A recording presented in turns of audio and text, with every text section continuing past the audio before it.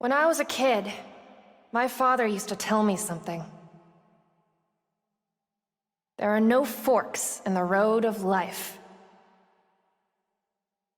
You just walk along, feeling your way through the grass and leaving a faint path behind. But if you turn around to look, you may get the strange feeling you've walked that path before. Or that someone was walking along with you, lending you the strength to press on. Don't worry, I know this song by heart.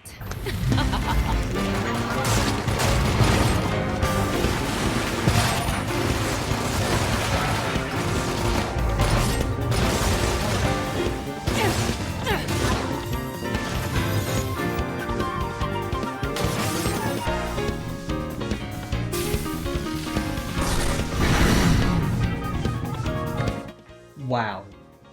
That's what I think about Bayonetta 3. I have to work to find more words to say. There's so much in this game, and I'm still trying to process what I experienced.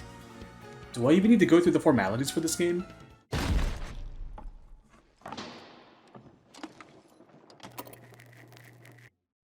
Bayonetta 3 is a 2022 character action game developed by Platinum Games.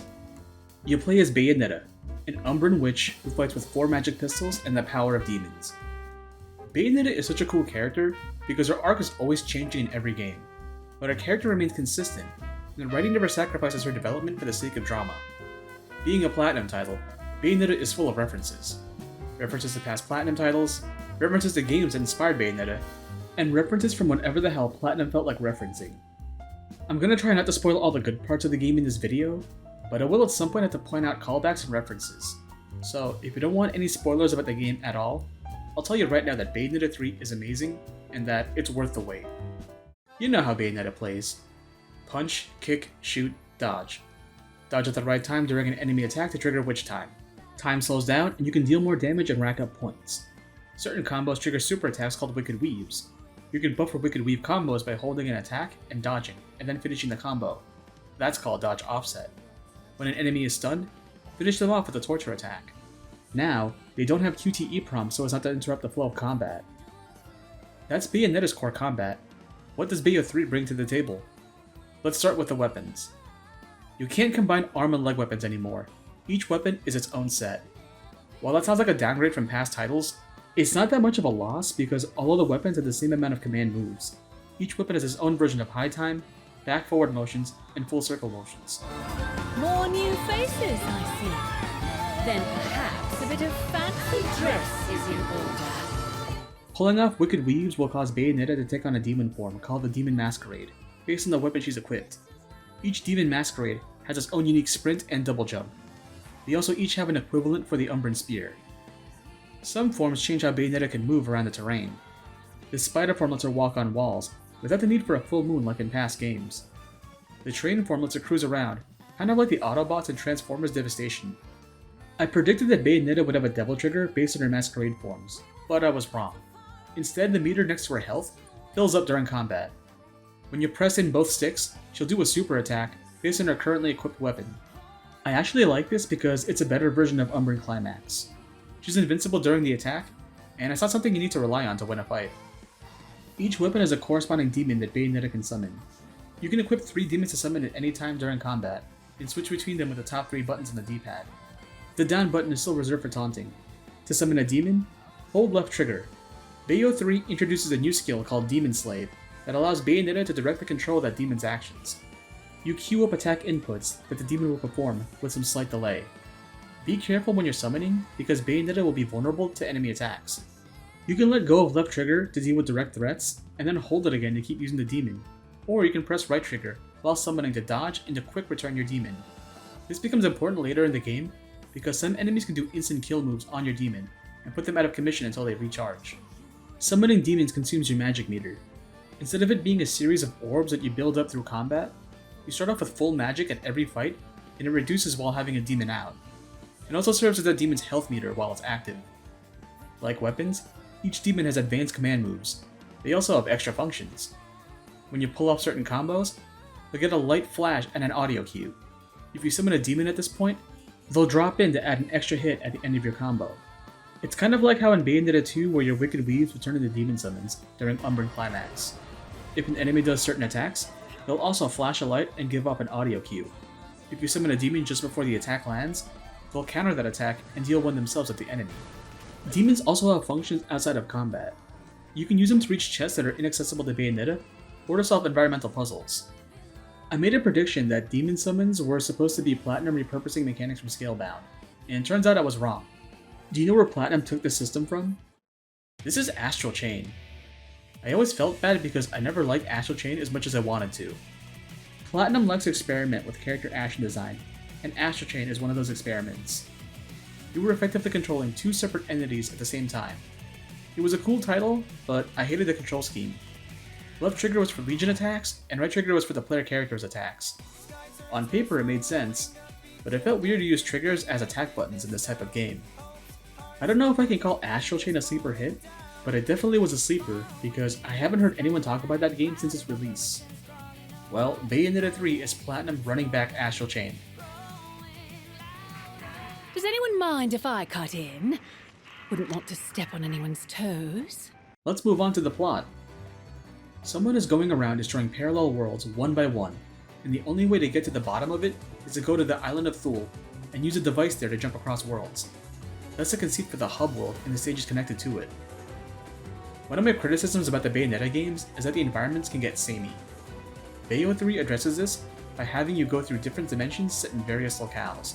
You'll see New York City, Tokyo, the Great Wall of China, Cairo, and Paris. It reminds me of Ninja Gaiden 2, which also took place in real-world locations while monsters attacked. There's so much eye candy in this game. The ads on the city walls are made with their respective languages in mind. This game's whole premise is an excuse for the character designer, Mari Shimazaki, to go all out designing the alternate Bayonettas. Guaranteed, there's a Bayonetta for everybody out there right now. There's so much to do in the stages besides combat. Chests still need a good amount of hits to open, but now some of them require you to complete platforming challenges. Some turn into golems that you have to fight to get their treasure. Umbran Tears of Blood are back, but now there are 3 in each stage, and they're carried by a crow, a cat, and a frog, to reference how witches would have those animals as familiars. Collect all 3 in a chapter, and you unlock an alternate version of that chapter. You can collect stuff for the gallery as well. 3D models, concept art, and music. Every now and then, you'll run into an enemy that will turn Bayonetta into a child, like the final boss of the first game, and you'll have to push the enemy over to undo it. Then she spins the enemy around, like the switches in Bayonetta 2, to wind time forwards or backwards, to make platforms such as to climb the Cerecita. There are still secret fights that transport you into pocket dimensions and impose specific conditions. Some of these can be ball busting. Don't be ashamed to skip the train challenge on your first run, because you probably won't have the skill unlocked to clear it. Speaking of skills, you don't buy them from Rodan anymore. As soon as you get a weapon and demon, you can go into the menu and look at their skill page.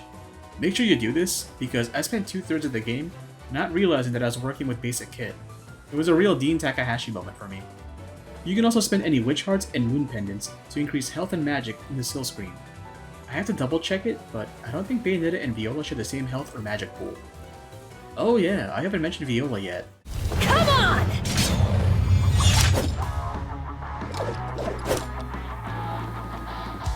She is so fun. She doesn't have Bayonetta's weapon variety, but she can parry attacks to trigger witch time.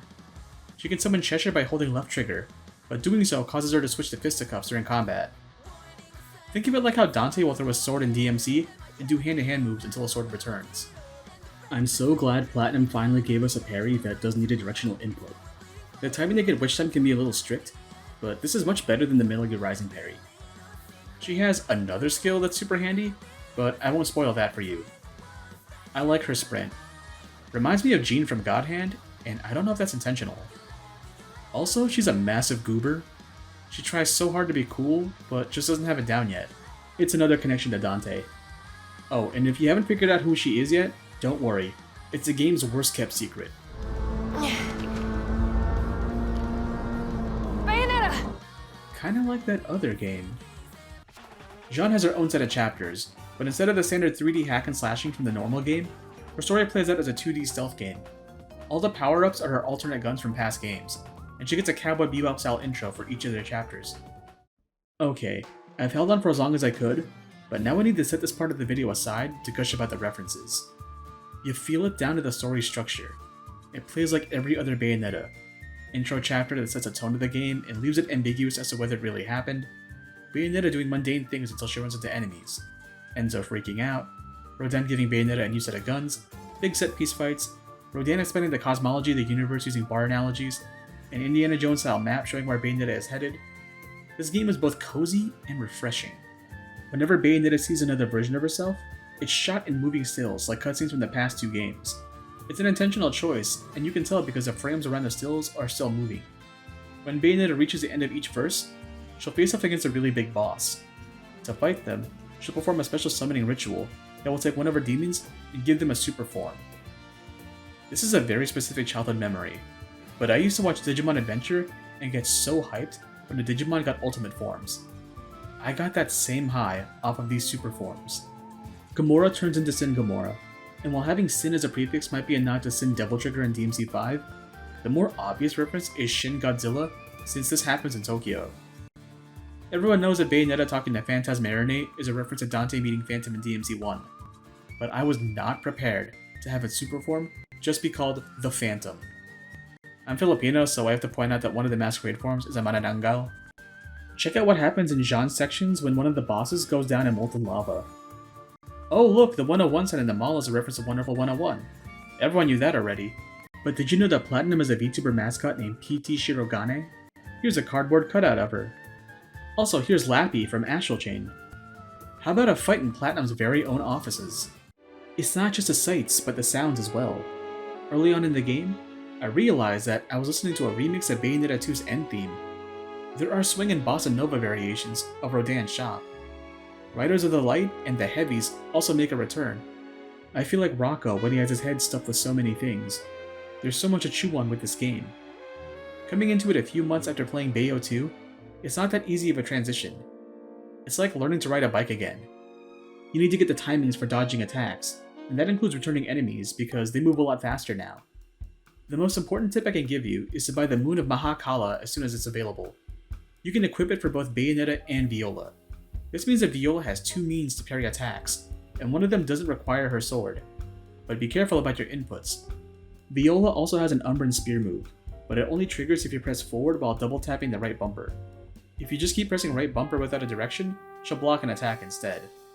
Still, Mahaa-Kalaa is really good for certain enemies, like the sandworms that like the Wombo combo you in Egypt. I'm pretty sure I'm not saying everything I want to say about Bayonetta 3 right now, but it's okay.